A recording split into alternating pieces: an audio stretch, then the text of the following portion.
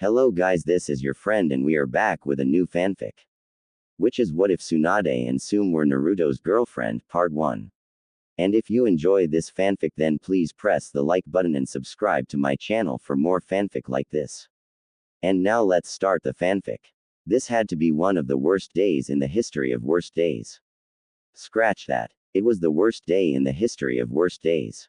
First he spilled his coffee on his precious Haori cloak and then he had to delegate a dispute between several rival business owners in the village. Not fun, by the way. After settling the dispute he had to then listen to the shinobi council bicker to one another about where funds for the village should go.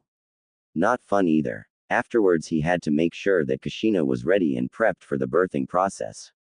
Which didn't go according to plan at all. To make a boring story short, a masked Uchiha member claiming to be Madara Uchiha appeared, took his son hostage, almost killed his child, and then snagged Kushina and released the Kyuubi, causing it to wreak havoc in the village. Not how he thought this day was going to go, at all. Minato's sapphire orbs traveled behind the robed Uchiha that stood in front of him and spotted the ginormous form of the Kyuubi slowly lumbering through the forested area he teleported it to. The behemoth fox roared loudly before several dozen ethereal chains sprang into the air. The golden metallic chains proceeded to wrap themselves around the beast's body, ensnaring it and slamming it into the ground harshly. The force from the maneuver caused a minor earthquake that spread out several miles in all directions. The colossal fox struggled for several seconds before a tsunami of water that rivaled the Hokage mountain slammed down onto the beast. The Kyuubi roared loudly as the gigantic mass of water began to rotate, jostling the beast and keeping it from finding its footing. Had the situation not been so dire then Minato would have certainly smiled at the scene. His wife was so badass. You shouldn't worry about your wife, Yondaime. She'll be dead soon anyway. The Yondaime Hokage of Konoha directed his attention on the man for a brief moment before gripping his tri-pronged kunai and twirling it in his offhand. My wife can handle herself just fine. You're the one that should be worried. Minato's eyes shone with indifference as he leaned his upper body forward while tapping his right foot on the ground. The ground beneath the masked Uchiha lurched for a moment, causing the man to direct his gaze to it. And it was all the distraction that was needed for the infamous blonde man. Minato's trademark kunai met nothing but distorted air as he appeared not but a foot in front of the unknown shinobi, slashing diagonally through the masked shinobi's head. Before the Uchiha could retaliate with an attack of his own, he was forced to once again use his intangibility as the ground beneath his feet exploded in a spectacular explosion. An impressive shockwave shot through the empty field as soot and ash slowly fell from the sky from the explosion. A harsh breeze shot through the clearing, revealing the masked shinobi to be completely fine. The same could not be said for the environment as it was nothing but charred remains of rock and dirt. The hooded man slowly glanced around his surroundings, taking in the devastation that the Yondaime had created with a simple exploding clone. HMPH. He's far more creative than I originally assumed. Sensei hasn't lost his touch, I see. His lone Sharingan slowly trailed around the clearing before he jumped up out of the crater he stood in. Upon making contact with the ground he was forced to once again become intangible due to the hand that would have no doubt speared through his chest. In that hand was the Yondaime's infamous kunai, and attached to that kunai was a unique-looking explosive tag. Before he could question the oddity of the tag, his eyes clenched tightly as a ridiculously bright flash of light exploded directly in front of his face. On instinct, he made his entire body intangible and stood completely still until his eyes were fine. Upon opening his eyes he noticed the ceiling array that sat directly below his feet. He did not get to react or use his Mangekyo Sharingan ability due to the seal that was now slowly crawling up his body. His eyes widened in genuine shock as the control that he had over the Kyuubi completely disappeared. That shock turned into pain as he felt an incredibly powerful jutsu impact against his back. His face slammed directly into the rocky terrain below him as the Yondaime's Rasengan grinded against his unprotected back. Minato's expression shifted ever so slightly before he rammed his hand further down into the man's back, marking his injured back with his Hiraishin. He proceeded to disappear in a yellow flash before reappearing in front of the robed man with his foot reared back. Minato's sandaled foot made direct contact with the man's porcelain mask, shattering it into 1,000 pieces and sending his body rocketing into the air. The now maskless Uchiha was airborne for all but a nanosecond before being sent to the ground by an insanely monstrous strike to the gut. His back cratered the earth harshly and a volley of blood ejected from his mouth as the blonde cage appeared in another yellow flash with his foot striking against his sternum. The earth beneath the shinobi exploded in a brilliant display of rock and dirt as a hidden explosion hidden under the soil engulfed the two shinobi. Minato appeared in a yellow flash several meters away completely fine without a single scratch or scuff mark. His eyes were no longer their sapphire blue and instead resembled the eyes of the toad summons. A black horizontal bar surrounded by a tan-ish, yellow pupil. Surrounding his eyes was a dark orange pigment that resembled a woman who had gone a little overboard on her eyeshadow. Didn't really need to use sage mode, but vindication is a good feeling. He idly thought with a hardened gaze. He narrowed his eyes before slowly making his way towards the man who claimed to be Madara Uchiha. Which he didn't believe at all. Madara Uchiha wouldn't hide his face like a coward. He was a warrior, born and bred in war. He lived for the thrill of a worthy fight. Madara Uchiha would just never wear a mask to hide his visage. It was beneath someone of his stature and power. If you believe yourself to be incredibly powerful, then how you present yourself would reflect that. No. This individual was an imposter. A weak one at that. Taking his son as leverage against him only to attack his weakened wife. Anger blossomed in Minato's heart as he reached the man and stood over his injured and dilapidated form. He took in the man's appearance and noticed the odd blemishes that made up his skin. Wrinkled, white flesh greeted his eyes and Minato had to stop the frown that oh so badly wanted to form on his face. This child. He bore a significant resemblance to one of his old students. A student that was dead. Obito Uchiha. Minato said nothing as he stared directly at the teenager that was certainly Obito Uchiha. 1,000 thoughts ran through his mind for an entire minute before he closed his eyes. He calmed his breathing before raising his hand into the air. A small, blue orb began to form in the palm of his hand before spinning rapidly. The orb of pure chakra rotated at untraceable speeds before growing larger. It proceeded to grow larger than Minato's head and showed little signs of stopping. Upon reaching the size of a small house, Minato finally let up on the oversized Rasengan. His unique eyes slowly trailed up towards the jutsu for a moment before he shook his head. I don't know how you survived and quite frankly, I don't care anymore.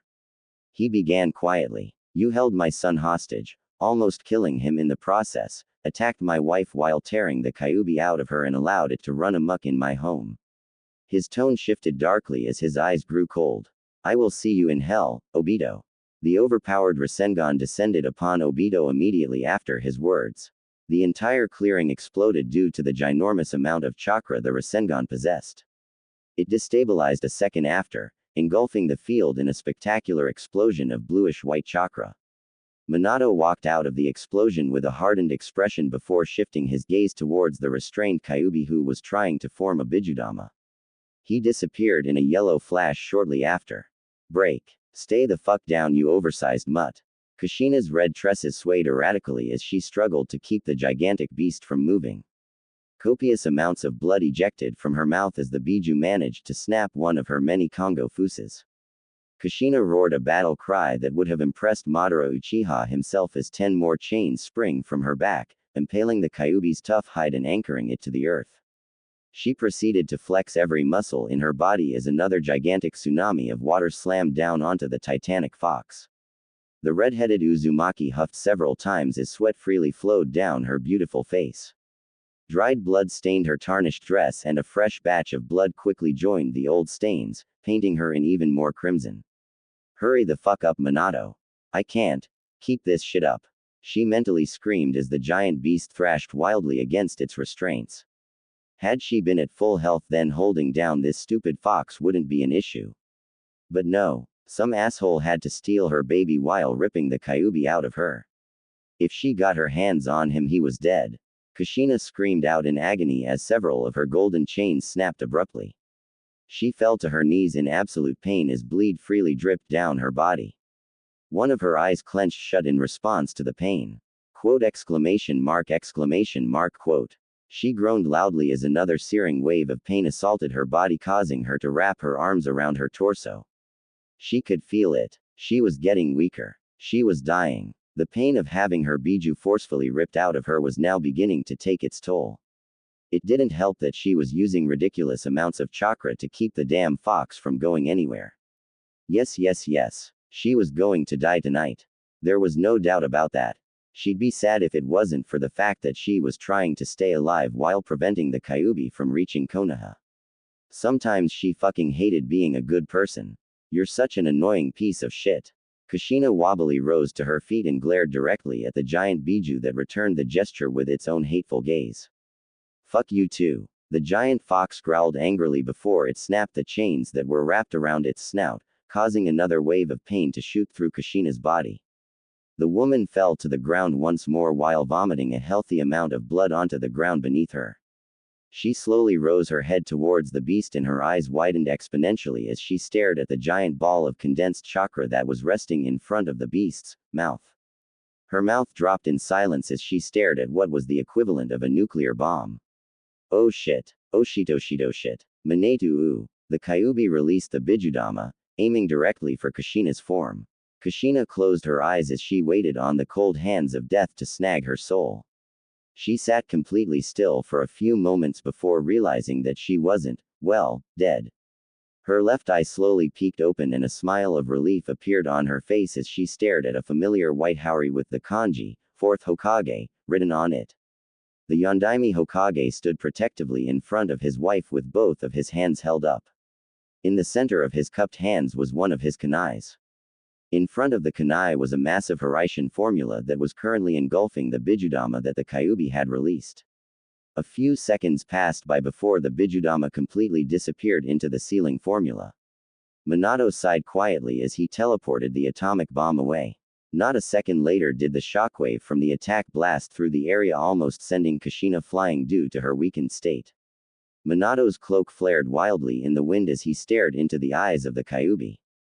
The beast seemed to almost sneer and reared its head back to repeat its failed attempt at getting rid of its former Jinchuriki. We're pressed for time, Kushina. Minato glanced behind his back and stared into the violet eyes of his wife. We need to reseal it. Kushina was silent for a moment before weakly nodding her head. She erupted into a harsh coughing fit before slowly standing to her feet with the aid of her husband. No. I'll prepare the array. Kushina wiped the excess amount of blood that painted her body before running through several hand seals. She fell to one knee as she slammed her hand on the ground, causing a unique-looking altar to appear atop of a bizarre-looking array. When she turned her head towards Minato, she noticed her newly born son sleeping peacefully in his arms. A weak smile formed on her face as Minato slowly kneeled beside her. He's so cute. She rose one of her hands towards her baby and stroked his tiny cheeks with one of non-bloodied digits. He'll definitely be a lady killer. Hee. A weak grin tugged at her face after her statement. One that caused no small amount of pain to form in Minato's chest. He could see clear as day that Kushina was not going to live for much longer. She was alive off of sheer willpower. No normal person could take this amount of damage to their body and survive. The fact she was not only standing but fighting after having her bijou extracted was incredulous. Minato allowed Kushina to hold the baby, making sure that she wouldn't drop him due to her weakened state. He gingerly led her hands towards the small altar before resting him inside the unique-looking crib. After making sure that little Naruto was in his crib, Minato directed his gaze back onto the Kyuubi and his features harshened. He rubbed Kushina's back before slowly rising to his feet and glaring into the beast's eyes. I'm going to weaken the Kyuubi even more. Minato stepped out of the array and began to slowly make his way towards the ensnared bijou that was still thrashing against its restraints. I already know what you're going to do, Kushi-chan. Minato slowly turned his head towards Kushina and stared directly into her violet orbs. Unshed tears swam in his orange orbs as husband and wife met each other's gaze for what could be the last time. I love you. So much. Tears freely fell down Kushina's face as she replied. I love you too, you stupid idiot. She screamed with no venom, trying desperately to lighten the mood regardless of what was going to eventually happen. It did its job as Minato cracked a tiny smile despite the single tear that fell down his cheek. He slowly turned back towards the Kyuubi before taking in a deep breath and steeling his self. Minato's unique pupils bore into the Kyuubi as he slowly raised his hand in front of him. A Rasengan immediately formed on his hand and Minato slowly closed his eyes before channeling his elemental affinity and encircling it around the jutsu. I've only ever did this once. Please. Please work. He pleaded desperately. Futon chakra began to encompass his Rasengan, causing an ear-piercing shrieking noise to emit from the jutsu. Several seconds passed by as the shrieking began to grow louder and louder. The Rasengan began to grow larger as a rotating blade of wind began to jut outwards from the Rasengan. Minato breathed in deeply before channeling even more chakra to the Futon-infused Rasengan. The ear-splitting shrieking only got louder as the Rasengan grew yet again in size, now being only slightly smaller than an average man. Minato grit his teeth as he held the jutsu in his hand. He could feel thousands upon thousands of microblades of wind trying to cut through his sage-infused hand. He reared his arm back before taking aim at the Kyuubi and glaring directly at the beast's head. Futon. Rasenshuriken. Minato roared loudly before throwing the jutsu directly at the Kyuubi. The jutsu sliced through the air with ease and seemed to only get faster as it closed in on its own target. The Kyuubi could do nothing but watch as the jutsu finally reached its position. Upon making contact with the snout of the Kyuubi, the jutsu expanded almost 5 times its original size, now resembling a large home. A dome of pure wind engulfed a large portion of the Kyuubi's face, causing the beast to roar in actual pain as the millions upon millions of micro blades sliced into its face. Minato grinned at his successful jutsu before turning around to stare at Kushina. His grin immediately disappeared upon noticing her motionless form. She was standing still with her hands clasped together, staring directly at the Kyuubi. There was nothing behind her that he could see, but he was positive that she was using the Shiki Fujin. Blood freely dribbled down her face as an invisible tendril raced through the air, connecting to the Kyuubi's distracted form. Kushina closed her eyes as she felt the cold hand of the Shinigami reach through her back. After a second of weightlessness, the Shinigami tugged directly on the soul of the Kyuubi, gaining its attention. After realizing what was about to happen, the beast reared its hand-like appendage back to strike the woman down. It was distracted by an incredibly powerful gust of wind that slammed into the side of its face. Futon. Atsugai. Minato began to rush towards the beast, firing off several powerful wind jutsus to stun the beast and prevent it from attacking Kushina. Each time it rose its hand, Minato would fire several futon jutsu at the appendage, preventing it from moving. Minato clapped his hands together as a tornado of wind exploded out from his body. The raging cyclone clashed with the gigantic Biju, knocking it back onto its side and preventing it from even moving. Senpo. Tatsumaki. Minato clapped his hands once more as the tornado exploded, causing a destructive shockwave to explode out from the Kyuubi's position. The blonde cage continued his relentless assault until hearing Kushina's cry of agony. He was next to her near instantaneously with his palm resting against her back. He couldn't see what was happening but understood that Kushina would need more strength to completely seal the Kyuubi away. His left hand snaked around her abdomen as green chakra surrounded the appendage. Kushina's sigh of relief was music to his ears in her stony eyes. Cammy. He was going to miss her. I'm not going out like a little bitch. Her violet orbs were alight with fury as she grit her teeth. Her chakra flared once more as the Kyuubi released a furious roar. Get the fuck. INNNNN. She screamed furiously. In response to her renewed vigor and strength, the Shinigami practically ripped the Kyuubi's soul out and causing the beast to physically disappear. The crimson chakra of the beast was immediately sucked into the seal that rested on Naruto's navel, effectively sealing it away. Kushina. Minato caught her body a second later and began to slowly lower his self to the ground with his left resting over her abdomen and his right hand propping her up. Baby. She weakly called out. Her once bright and expressive amethyst orbs were now dull and lifeless. It felt as if someone was driving a kunai through Minato's heart as he stared at his weak and dying wife. He mentally shook his head at the words he used to describe her. Weak wasn't a word that anyone in the elemental nations would use to describe Kushina. She was anything but weak. But right here and now, He shook those thoughts away before slowly reaching out to his son and gently picking him up from the ceiling altar. He watched Kushina's eyes light up with renewed vigor once more as a painful smile formed on her bloody face. This scene, it was killing him, to know that the woman he loved more than life itself was going to die. And he could do nothing about it.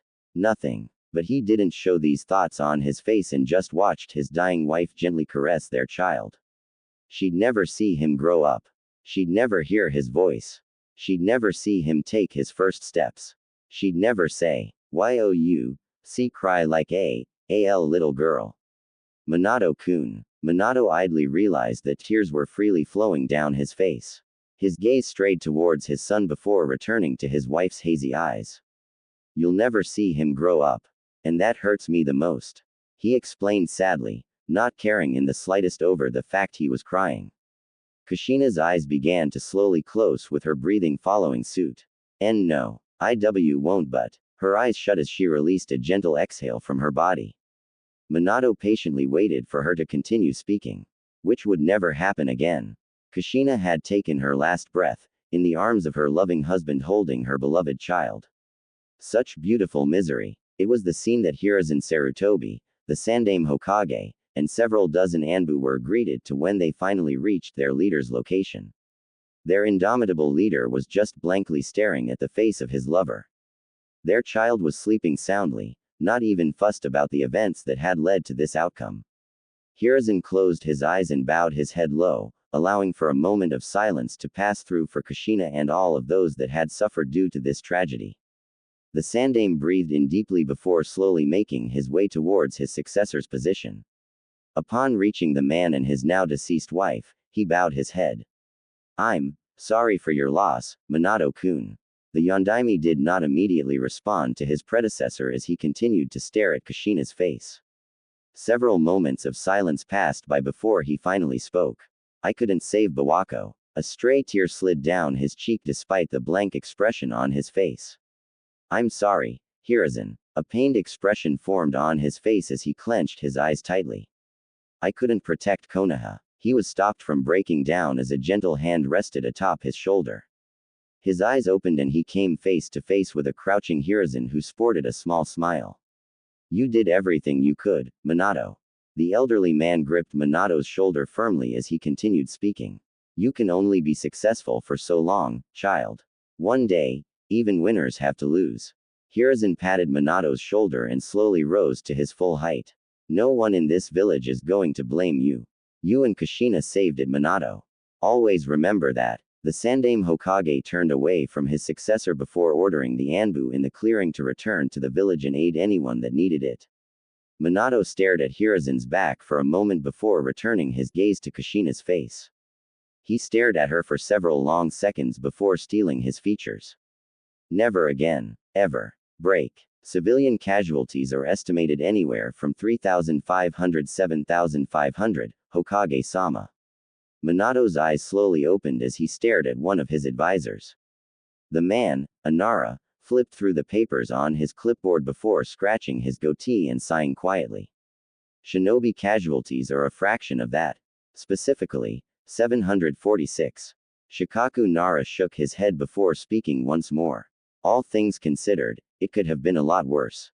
Minato stared at the Nara clan head for a moment before directing his attention to the paper that sat on his desk. It was more or less a synopsis of the damages, deaths, etc. that had occurred only a few hours ago. Most of it was only estimations and the like, so Minato would take what he could. So much work had to be done. So much work. The Yondaime rubbed his eyes tiredly as he remained silent for several minutes, trying to compartmentalize everything that happened tonight. He just wanted to go home and be with his son and grieve for the death of his wife. But he couldn't do that. He had to be the Hokage first, and while he certainly didn't like it, he had to get used to it. 2 years as the Hokage and a catastrophe had already struck Konoha. He was doing a fantastic job. "Permission to speak freely, Hokage-sama?" Shikaku asked in a bored tone while placing the clipboard on Minato's desk. At Minato's simple hand gesture, he spoke bluntly. "You look like shit, Minato. You need to go home and rest." Shikaku proceeded to cross his arms against his chest and stared into Minato's eyes. You have more than a dozen shadow clones flashing around the village trying to do damage control on top of having protected the village against the Kyuubi and some unknown attacker. You've done enough. Minato sighed tiredly as he shook his head. I need to be the leader first. If I show weakness then morale will dwindle. He stood up from his chair before walking towards the large window in his office. His sapphire orbs stared out into the destroyed village with a morose expression. I am going to call for Jiraiya's return and I will be bringing Tsunade back to provide aid for the wounded as well as creating her medic shinobi program proposal that Hiruzen denied. Shikaku was silent for a moment before sighing quietly. We had medics on every single team during the Third Shinobi War. Minato shook his head as he spotted several yellow flashes across the village. It can be better and that's why I'm bringing her back. Tsunade is the most brilliant medic nin that ever existed. Her knowledge on the human anatomy and the workings of the body are second to none. Shikaku acquiesced to that one. Tsunade was the best medic in the entirety of the elemental nations. Still, doesn't mean she'd willingly come back. And if she doesn't come back? Shikaku proposed with a raised eyebrow. There was a silence that followed his question. A silence that honestly unnerved Shikaku. Minato's head turned slightly, allowing Shikaku to see the beast that lurked deep within the Yondaime. Shikaku was no longer staring at Minato Namikaze. The kind-hearted man was nowhere to be seen and in his place was an entirely different individual. He was speaking to the yellow flash of Konoha. The man that had killed several thousand enemy shinobi in the blink of an eye, thus ending an entire war. The man that had just fought the strongest Biju in the elemental nations and the youngest Kage to ever take the position. Then I will drag her back. She has no other options. Minato replied rather simply. Shikaku resisted the urge to shudder as Minato's eyes seemed to stare into his very soul. Relief spread throughout his body as the man finally returned his gaze to the window to stare out into the village. Shikaku forgot how easy it was for Minato to flip the switch that all shinobi possessed. Only his switch was far more threatening, oppressive and terrifying. The man was the ideal and perfect shinobi. He had the innate ability to turn off his emotions, completely disregarding them in favor of doing what was necessary at any given moment. His moral compass ceased to exist when that flip switched. Whether that be the massacre of over 2,500 Iowa shinobi or making decisions that would affect generations to come. He'd do and had done these things so many times before. Minato wasn't physically imposing, but a single glance could change your entire perception. He was a man that terrified any and all shinobi, regardless of skill, experience, and power. The only man to ever have a flea on sight order. Minato Namikaze was not a normal man. The door to the office was opened as several prominent shinobi of Konoha entered. They were all silent as they stood beside Shikaku, the man recognizing each individual as the leader of their respective clans. The Hyuga, Uchiha, Yamanaka, Akamichi, Inuzuka, Aburame, Nara, Kurama, Sarutobi and Hitaki. Even several of the elderly advisors during Hiruzen's reign were present in the office. Minato was silent for several moments before turning around and staring at the gathered shinobi. He ran through several hand seals before slamming his hand down on the ground, summoning a small toad. Minato boy, I heard what happened. Is everything alright? Fukasaku frantically questioned the blonde man. Minato raised his hand, calming the elder toad. Before I answer that, reverse summon Jiraiya. I don't care what he's doing right now. The elderly toad blinked before nodding his head and doing as he was asked. He ran through the hand seals before slamming his webbed hands onto the floor. A large poof of smoke erupted, followed by a masculine yelp of surprise. Jiraiya appeared on the floor of the office with a shocked expression. In his hands was a bottle of sake and his signature notepad. He glanced around his surroundings for a moment and noticed how somber the mood was. What did I miss? He slowly put the sake bottle away before turning towards Minato with a small frown. Did something happen? He immediately stopped talking upon noticing the absolute destruction of the village. His eyes widened exponentially as he shifted his gaze to Minato. Kid, what the hell happened? Minato was silent for a single moment before turning towards the window that Jiraiya was looking out of. He crossed his arms against his chest before speaking. The Kyuubi was released from Kushina. He turned his head to glance at every shinobi in the room. She is dead. After taking a moment to let that news settle, he continued to speak. A man claiming to be Madara Uchiha attacked us. Only a handful of individuals had knowledge of Kushina's pregnancy and how we would deal with it. A fierce glare formed on his face as he continued to stare at the ruins of his village. How this man acquired this information is irrelevant now. I've killed him and resealed the Kyuubi into my son. An oppressive aura began to radiate off Minato as he spoke his next words slowly. If this information is leaked, I will kill each person in this room, effective immediately. This is your only warning. An uneasy feeling spread throughout the room, causing no small amount of nervousness and anxiety. Minato cared little for it. He was the leader of this village and it was time to start acting like it. After getting his point across, Minato sighed heavily. All of you are to focus your efforts on aiding this village. Anyone that is able to offer help will do so. Konoha and its people have suffered tonight and I have to make sure it heals, at whatever cost. Minato turned back towards the shinobi in the room before staring at his former sensei. Where is the last known location of Tsunade? You always keep tabs on her. Jiraiya was quiet for a moment before responding quietly, still trying to wrap his head around everything that had happened. Well, I've been in Omegakure for a while but the last I heard was that she was traveling around the capital of Fire Country. Two shadow clones popped into existence beside Minato before they disappeared in a yellow flash to search for Tsunade. The blonde man nodded his head before waving his hand and speaking. You're all dismissed with the exception of Jiraiya, Danzo, Fugaku and Hiruzen. Everyone that wasn't mentioned bowed to their leader before making their way out of the office. Once the last person filed out of the room, Minato proceeded to take his seat at his desk. He placed his elbows on the mahogany desk before clasping his hands together and covering his mouth.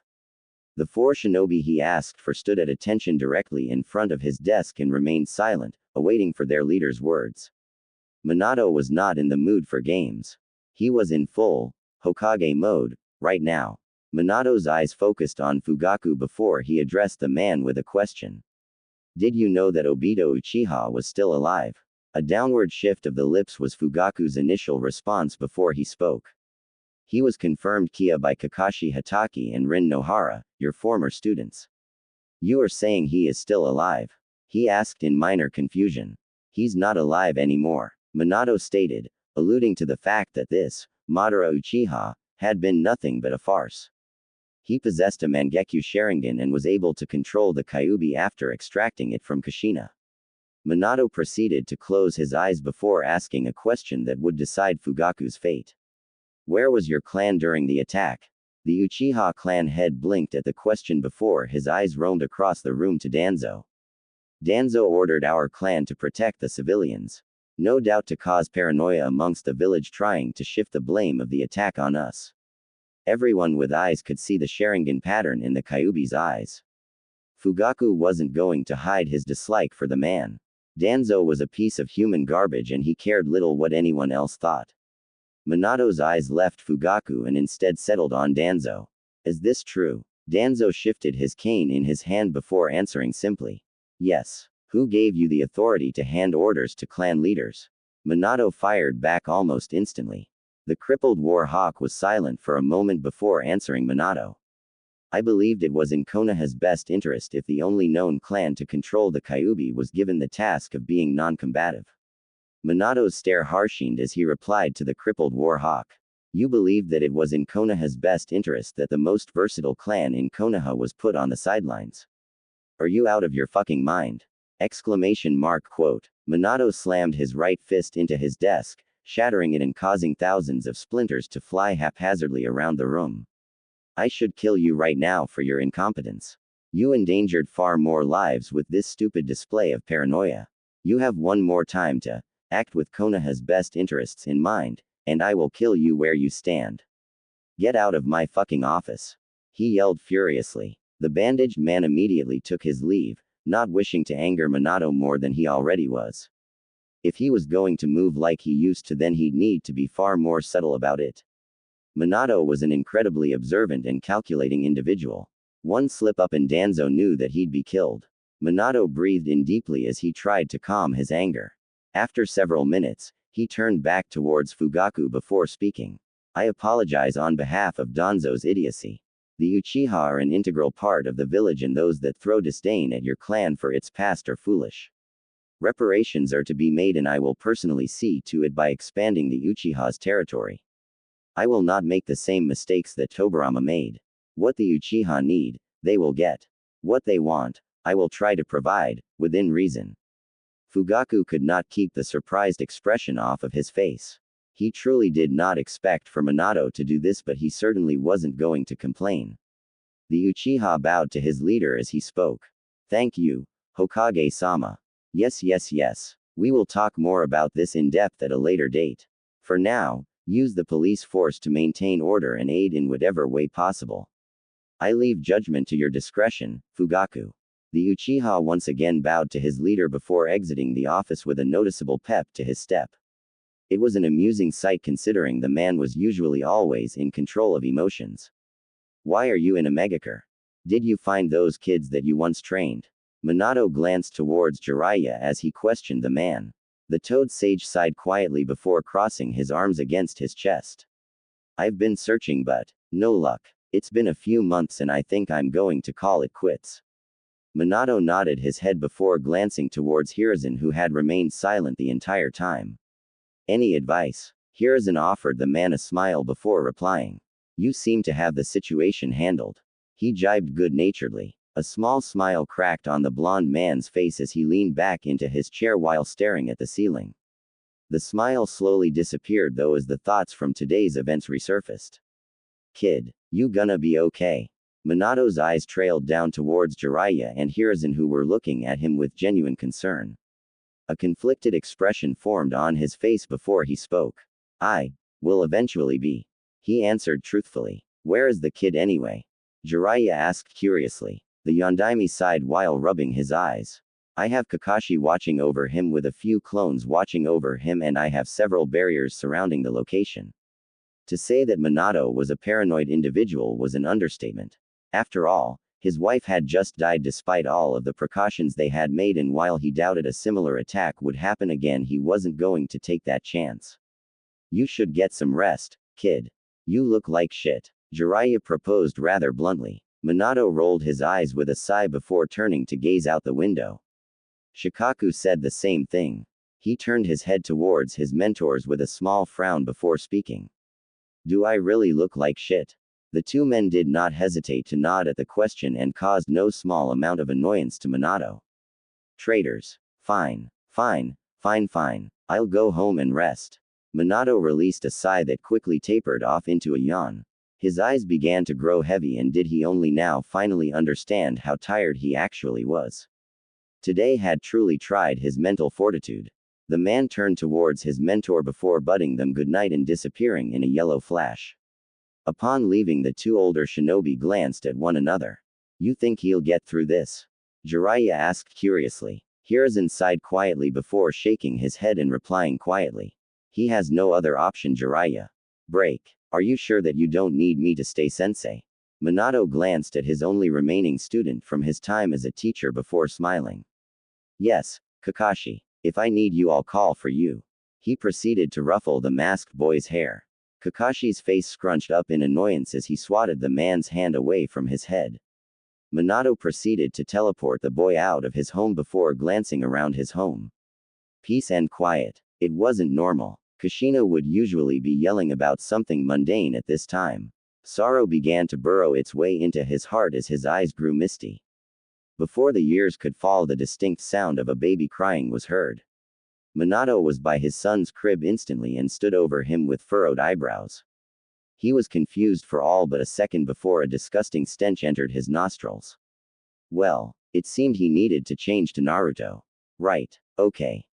Minato stared at Naruto with an unsure expression for several long moments before grimacing lightly and speaking aloud to himself. How do I change your diaper? You look so dumb in that hat. Minato's sapphire eyes traveled towards Kushina, who was sitting on the windowsill of his new office.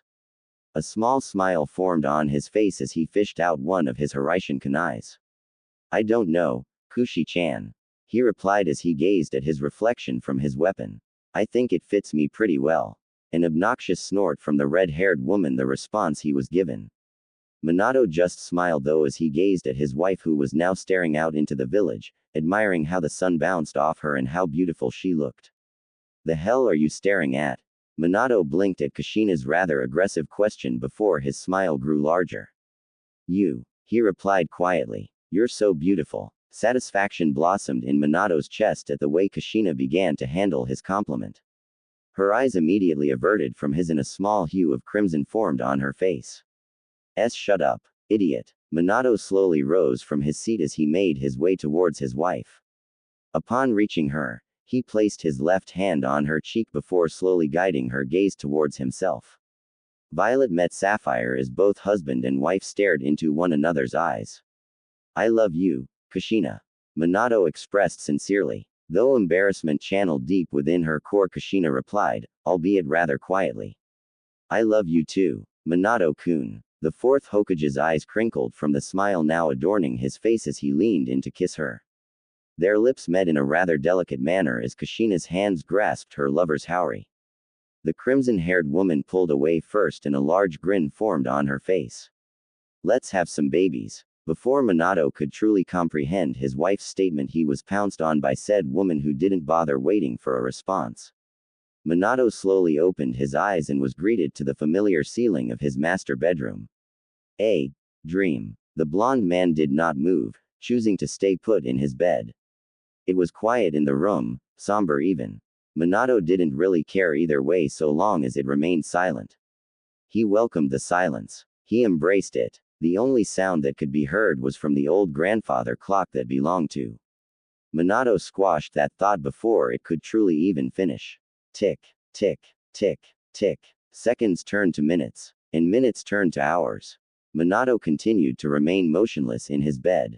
His once vibrant eyes now carried a dull tone to them as he continued to stare at the ceiling of his room in silence. Tick, tick, tick, tick. 3 days. It had been 3 days since that fateful night. 3 days since Minato had gotten more than 2 hours of sleep. 3 days since he had truly eaten. His bed was his solace. It was a safe haven. Even if it did remind him of Kushina.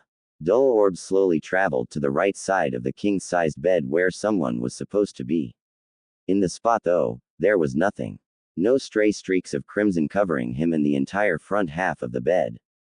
No armada of hoarded pillows that either did or didn't belong to him. No shortage of blankets and coverings. There was space for him on his side of the bed, an unusual amount of it. No violent woman there to greet him. No, good morning you flaky bastard. There was nothing. Minato closed his eyes as images of Kushina popped into his mind. The way her beautiful hair swayed to and fro. Her beautiful amethyst orbs. Her violent temper and standoffish personality. He missed her so much. A single pitiful sob escaped Minato as his face scrunched up.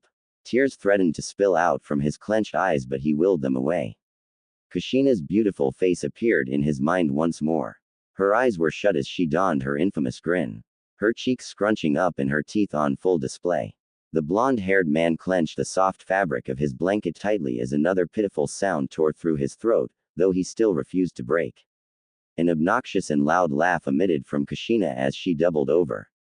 Her crimson tresses swayed in the wind as her laughter grew in volume. Minato would not break. Not again. I love you, Minato-kun. And break he did. Tsunade-sama. A young, feminine voice spoke quietly. I'm aware, Shizune. The blonde-haired Senju replied to her companion. Tsunade glanced down at the half-finished sake bottle that sat at their shared booth and slowly reached for it. Upon picking the glass bottle up, she began to slowly spin it while staring into the glass, searching for the individual that was currently stalking them. It took several seconds longer than she would have liked, but Tsunade was eventually successful in her endeavor. And what, or better yet who, she saw in the reflection of the bottle made her blood run cold. Tsunade's honey brown eyes dilated, if only slightly, as she took in the form of one of the most notorious shinobi to ever grace the elemental nations. A shinobi who would go down in history as one of the most prolific killers the elemental nations has ever seen. An army killer. One that had ended an entire war by himself. The threat that he posed to the entire elemental nations was so profound that he was the only individual to have a flee on sight order. Minato Namikaze, the fourth Hokage of Konoha. Known by his famous or rather infamous nickname, the Yellow Flash. Tsunade-sama, are you okay? The busty woman was snapped out of her trance by Shizune's question.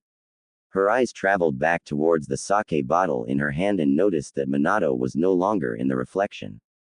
Adrenaline surged through Tsunade's body as she dropped the glass bottle while whipping her head towards the space Minato had previously occupied.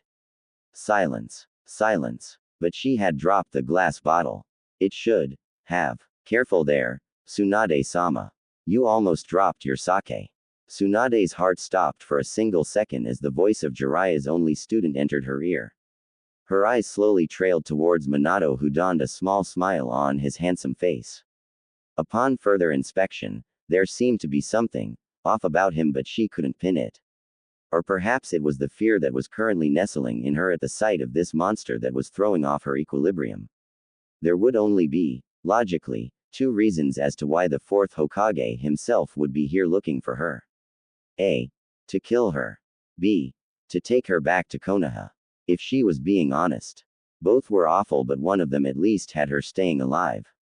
This was still a lose-lose situation and she knew it. Minato's attention shifted to the younger woman who sat at the booth and offered her a small smile. Hello, Shizune. He placed the bottle of alcohol back on the table before continuing. I'd like to speak with your aunt. Do you mind giving us some privacy? The 16-year-old youth could do nothing but openly stare at the man who was feared by all nations due to his actions in the Third Shinobi War. Licking her lips nervously, Shizune glanced towards Tsunade before speaking in a subdued tone. She was prevented from continuing as the blonde army killer placed his right hand on her shoulder, deliberately staring into the eyes of Tsunade as he did so. Go on now, little one. Minato did not relinquish his gaze on Tsunade as he spoke. 5 minutes is all I need, okay. Shizune swallowed the bile that wanted to spew out of her throat before slowly standing to her feet. She nodded her head silently before bowing low to her uncle's lover and the fourth Hokage. Minato offered the girl a gentle smile, one that was not returned as Shizune practically fled from the restaurant. He watched her the entire time before eventually returning his gaze to Tsunade once she was out of sight. The gentle smile that was previously adorned on Minato's immediately disappeared. The Yondaime's visage was like stone as his sapphire orbs pierced directly through Tsunade. And he stared, and stared, and stared. How are you, Tsunade? Minato questioned quietly, still retaining the terrifyingly blank expression on his face. He slid into the booth smoothly, continuing to speak. Enjoying your extended vacation. Her hands. They were shaking. The busty woman glanced at her hand for a brief moment before returning her gaze to the man in front of her. The second her gaze strayed to her hand was all the time he needed. Why did you look away? Minato questioned quietly, his index finger now resting on the seal that sat on Tsunade's forehead. When a threat faces you, you do not blink. Tsunade released a shaky breath as she met Minato's gaze. She inhaled deeply through her nose before forcing herself to calm down. He already had Shizune's life in his hands. A simple touch was all he needed. And now he was touching her. Getting her heartbeat under control, Tsunade spoke in a quiet tone.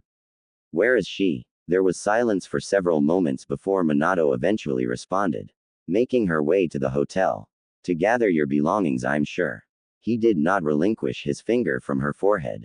Had Minato been literally anyone else, then she would stomp their body into the earth while shattering every bone in their body. But this wasn't just anyone. Her pride needed to be squashed. Minato carried the entire deck of cards in his hand.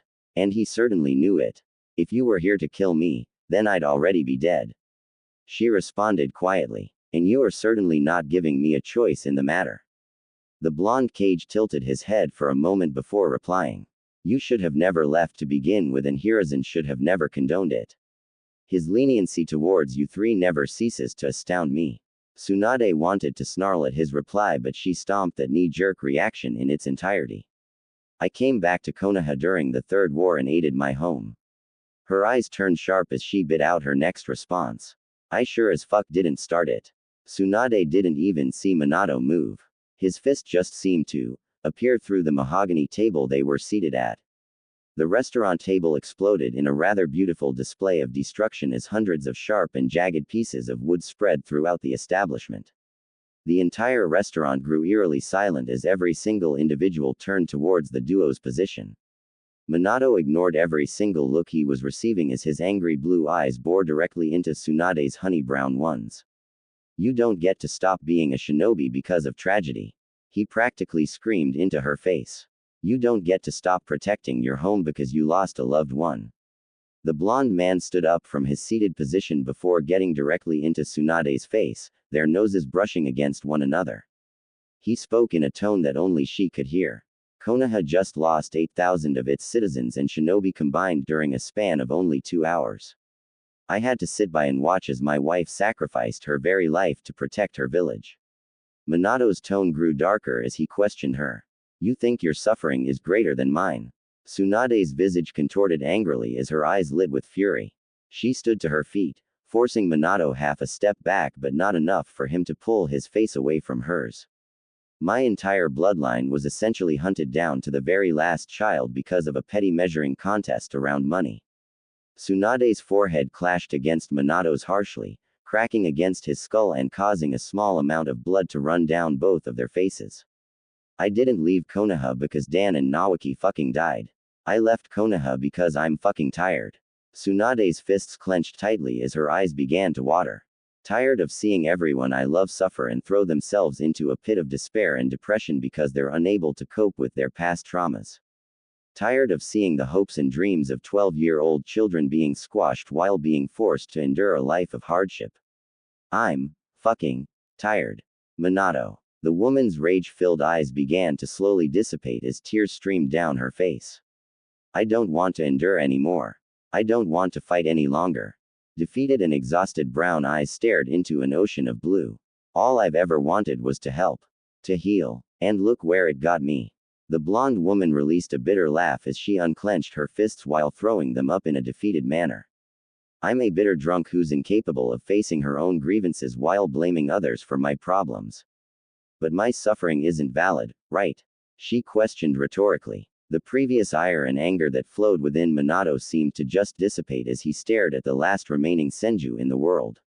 The man's blue eyes gazed into the woman's defeated brown ones and he felt a genuine tug at his chest. Minato closed his eyes with a soft sigh before bowing his head, jostling his spiky locks of hair. He was silent for several long seconds as he contemplated his next words. He wasn't thinking straight. Of course Tsunade hadn't left because of a single event. Dozens of events had led up to her eventual departure, and while he didn't agree with how she chose to handle it, that didn't invalidate her pain. He was allowing his emotions to dictate his actions. Anger and grief circulated through his heart due to the loss of his wife. The added stress of having to provide aid for the entire village while looking after his newborn son was clearly weighing down on him heavily. The blonde Cage raised his right hand towards his face before wiping off the blood from the wound Tsunade had caused. Shaking his hand free of the copper substance, Minato opened his eyes before speaking in a more calm and rational tone than previously. "It was not my intention to invalidate the pain you have endured in your life." Straying his gaze away from the woman's slightly surprised expression, Minato continued. "I have yet to properly mourn for Kushina." Before Tsunade could reply to the man's statement, his hand came to rest on her shoulder. Her vertigo flipped upside down for a mere second as her feet made purchase on solid ground. She wobbled but for a moment before blinking and gazing around at the area Minato had teleported them to. Tsunade's eyebrows furrowed as she stared at the capital of Fire Country from one of the many mountain ranges surrounding it. She could see every single home, establishment, and general building from the vantage point she shared with Minato. After admiring the view for several seconds, her attention was drawn to the blond man as he began to walk towards the edge of the mountain with his hands in his pockets. His stride was slow and measured, and upon reaching the edge, he stopped and just stared. A gentle breeze swept through the area, jostling Tsunade's braided hair and ruffling Minato's hoary cloak. Minato's earlier words replayed in the woman's head as she stared at the kanji on his white hoary cloak. I had to sit by and watch as my wife sacrificed her very life to protect her village. I have yet to properly mourn for Kushina. The busty woman's gaze strayed towards the soil as images of Dan appeared in her head. His gentle smile, loving gaze. Tsunade released a sad sigh as her eyes closed. She knew exactly what Minato was going through, and while she didn't truly know Minato, she did know how losing a significant other affected an individual's psyche. Minato had stated that he hadn't even began to properly mourn her death. He likely hadn't accepted she was gone yet, possibly still clinging on to the hope of this all just being a terrible nightmare.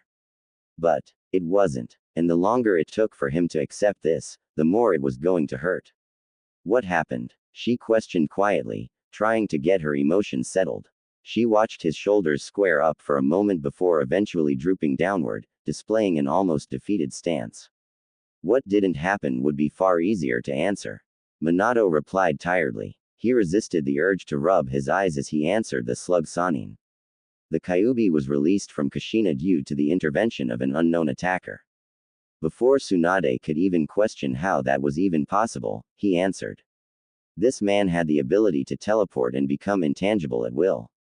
Though, the speed at which he could do so was limited. The Yondaime sighed quietly as he shook his head. What followed was destruction and chaos. The Kyuubi ran amok in the village while I was forced to fight the unknown attacker. I managed to force the man to retreat, and in this brief period of time I was able to aid Kushina while teleporting the Kyuubi away from Konoha. I eventually killed the man while Kushina was dealing with the Kyuubi. Afterwards, he trailed off quietly as his eyes closed. Biting back the emotion that wished to surface, Minato continued. We had to reseal the Biju. Kushina sacrificed her life using the Shiki Fujin, splitting the Kyuubi's chakra in half and sealing one half of it into our son. The blonde Senju blinked a single time before shaking her head.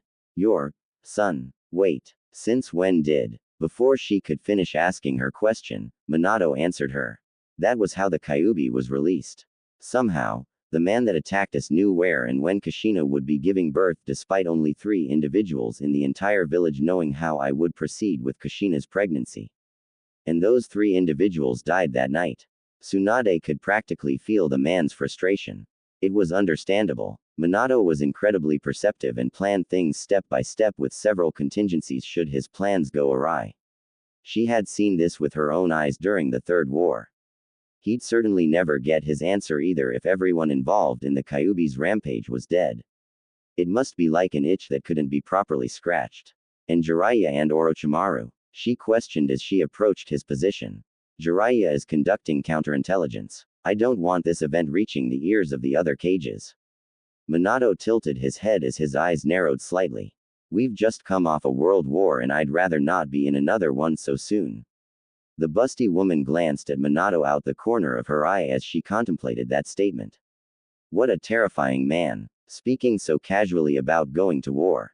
There wasn't an ounce of doubt or fear or trepidation in his tone. Minato would absolutely stand on the front lines, and anyone brave, or dumb enough, to stand in his way deserved the gate he gave them. While she hadn't personally bore witness to the destruction and chaos that Minato rained down upon Iwagakure at Canopy Bridge, she had the stories from the several dozen Konoha shinobi that Minato fought alongside. And each story was the same. They saw nothing but red and yellow. Orochimaru, on the other hand. The man seemed almost hesitant to speak about her former teammate, and after several seconds of silence, he finally spoke. What you hear stays between us. His head tilted towards her as his blue eyes stared into her very soul. I don't need to warn you about what will happen should this knowledge become public, yes? No, he did not need to warn her. She understood completely. And so, she nodded her head with furrowed brows and waited for what was no doubt something heinous that Orochimaru had conducted in one fashion or another. Minato nodded his head before turning his gaze away and staring at the fire capital once more. Orochimaru is a unique case. He started off slowly. Considering how close you all 3 used to be, I'm sure that you are aware of his more twisted and sadistic side. Tsunade nodded once but did not speak, well aware of Orochimaru's more darker tendencies. You are unaware of this, but after your departure from the village, Hiruzen had Orochimaru put in the Anbu, namely Root, under Danzo's command. Minato paused for a moment before shifting his feet. I shouldn't have to explain myself in regards to Danzo and his ploys. Tsunade rose a single eyebrow as she replied with an annoyed scoff. I'm surprised that old fuck is still alive around you. He jeopardizes Konoha. The Yondaime nodded his head before replying. While it would certainly be easier to outright kill him and be done with it, he has his uses. At Tsunade's disbelieving scoff he replied with a small smirk. He is a scapegoat. He just does not see it yet. The blond man shook his head and continued speaking. But never mind that nuisance, we are getting off track. I have been around Orochimaru for enough time to come to an understanding about him and have formulated ways of dealing with his more darker aspects. Like, she questioned rather unsurely. Orochimaru was unstable. She didn't really see a way to change that. Orochimaru is intelligent. He knows that in open combat he could not deal with me. In my opinion, he would not be able to deal with me no matter the circumstance, but I digress. Shaking his head, Minato continued. Orochimaru seeks purpose in life. His dream of finding life's mysteries is clearly illogical. A man of his intellect knows this. Minato pulled out his unique kunai before presenting it to Tsunade. The best mysteries are the ones that you cannot solve. He flipped the weapon before grabbing it by the blade and showing the kanji that was inscribed into it. Unlike Tobirama's creation, you cannot replicate my Hiraishin. Tsunade's eyes were fixated on the weapon and its seals for several minutes as she contemplated the words Minato was saying. Unlike her great uncle's creation, it could not be replicated. Tsunade began to chew on her fingers as she continued to stare at the weapon. How was that possible? Minato's Hiraishin worked off the same formula that Uncle Tobirama's Hiraishingiri did. Right. No, it does not. Minato answered her unasked question as he flipped the weapon once more. I took Tobirama's creation and made my own formula, you could call it. The interesting thing though is that without the understanding of Tobirama's initial creation, then my Hiraishin is useless. Minato inspected his unique seal with a tilted head before twirling the kunai several times. Interesting, no. Tsunade's face scrunched up in confusion for several seconds before she spoke. I'm not a master of fuinjutsu, but I know a thing or two. She gestured to the seal on her forehead for a moment before continuing. How would that even be possible? The blond man chuckled quietly before pocketing the weapon and replying. Fuinjutsu is limited only by the mind. If I wish for my formula to be incapable of being replicated, then I can do so. I travel through a pocket dimension when using the Hiraishin. This is child's play. Tsunade didn't believe that for 1 second. How? That didn't even make sense. Stop bullshitting me. Her eye twitched as the man turned towards her with a slightly perplexed expression. You're just fucking with me. Minato blinked a single time before shaking his head. Your seal allows you 100% access to chakra that has been stored up for years without regulated use. On top of having little to no harmful effects, unless you push past your stored limit, of course. Is it really so unbelievable to have a formula that's incapable of being copied? Tsunade wanted to pull on her braids. That just didn't make sense. She didn't care if he was providing a rather decent point. It was bullshit and he knew it. The disbelief circulating through you is slightly surprising. Minato spoke offhandedly. If you are incapable of innovation in the shinobi world, then you stagnate. And when you stagnate, you die. You know this more than anyone, Tsunade. The man turned his head towards her before staring into her eyes. You paved the way for all things medical related in the shinobi world. The ability to heal using chakra is still a foreign concept considering chakra has only been used as a weapon. Tsunade was silent as the man praised her craft. It was kind of uncomfortable, if she was being honest. Even Hiruzen, her own sensei, had been disbelieving in her initial ideas regarding the practice or Iryo ninjutsu. While yes, he eventually did see how useful the art was, it was still insulting and demeaning. So, changing the subject, she spoke quietly. How does this relate to Orochimaru? You're telling me you're just going to give him the formula to your Hiraishin? There was absolutely no way that Minato was that stupid. That is precisely what I'm going to do. There was absolutely no way that Minato was that stupid. Tsunade's eyebrow twitched several times at his rather confident tone before she closed her eyes while rubbing the bridge of her nose. Stay calm, Minato Namikaze. Tsunade began slowly, speaking in a quiet tone. Are you out of your damn mind? The fourth Hokage shrugged his shoulders nonchalantly before replying calmly. If we're being honest, then possibly. He answered rather truthfully. But I am absolutely confident that this will solve Orochimaru's existential crisis. And if it doesn't? She questioned back sharply. That technique ended an entire war in a matter of seconds. Hundreds of men and women perished in an instant due to that damn ability. Why the fuck are you being so nonchalant about this? A small smile formed on Minato's face, one that had his eyes close. A serene expression painting his visage and a response that caused an uncomfortable feeling to form in her chest. Why did he look so much like Dan? Just believe in me. Minato and Tsunade appeared directly behind a frazzled Shizune who was placing items into a rather large scroll, mumbling to herself as she did so. Quote. We're dead. So dead. Tsunade-sama is going to anger him and we'll cease to exist. An exaggerated gasp left her as she stood completely still. I'll die a virgin. Oh Kami. This is truly the worst timeline. An amused smile morphed onto Minato's face as he glanced towards a very annoyed Tsunade, evident by her aggressive eyebrow twitching. Before Tsunade could enact the violence that so desperately wished to surface, Minato coughed quietly, attracting the ebony-haired teen's attention. Shizune released a short yelp of surprise before spinning on her heel and launching several dozen Senbon towards the source. As soon as the weapons were released from her hand did Shizune realize who had snuck up on her. No. The Yondaime Hokage tilted his head before catching each Senbon in between his fingers. The blonde man glanced towards the weapons before shifting his attention to the now trembling teen in front of him. A gentle smile formed on Minato's face as he spoke, calming the girl slightly. Reflexes are good, though you should be more aware of your surroundings. Shizune grimaced at both the man's tone and Tsunade's aggravated visage. She swallowed her saliva before bowing low and speaking. Forgive me, Tsunade-sama. The blonde woman stared at her adoptive daughter for several seconds before sighing quietly. Her aggravated visage melted away as a soft look formed in her eyes. Walking towards the teen, Tsunade pulled the girl into a hug before rubbing her back. Calm down, Shizune. It's fine. Just to be petty though, she did hold the girl's face directly into her bust. If she wasn't going to be violent and use her fists, then she was absolutely going to suffocate the girl. Only a bit though. She still did love Shizune after all. The ebony-haired girl thrashed several times in the woman's hold before eventually garnering enough strength to pull her face out of the woman's impressive bust. The teen gulped in a large amount of oxygen before huffing. Let me go. The girl's pleading was ignored though as the older woman just continued to mush the girl closer to her chest, depriving her of oxygen and torturing her in a way that any man in the elemental nations would love to experience. Minato just stared at the scene awkwardly as he didn't truly know what to do.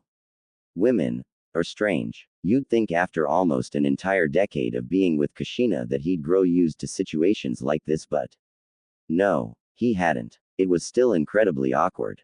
The three shinobi appeared directly atop the Hokage monument with the two females wobbling slightly from the discomfort of traveling via Horaishin. After they got their bearings, their eyes widened exponentially upon seeing the ruined village.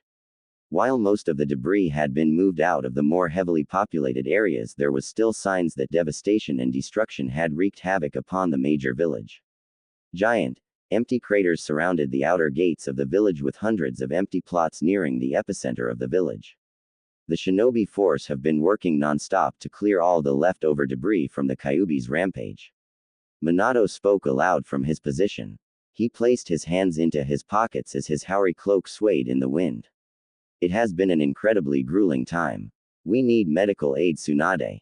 A soft sigh escaped the man as he shook his head. We lack an abundance of medic nin. While I respect Hiruzen as both a teacher and a former Hokage, he was incredibly foolish to not instill your proposal during the Second Shinobi War. He certainly made up for it during the Third War, but it wasn't a permanent fixture in our teachings. I have done what I can, but turning towards the woman Sashiko'd his face, he continued. I need you, Tsunade. Konoha needs you. Please. He closed his eyes before bowing his head slightly, showing an unexpected amount of respect towards the woman.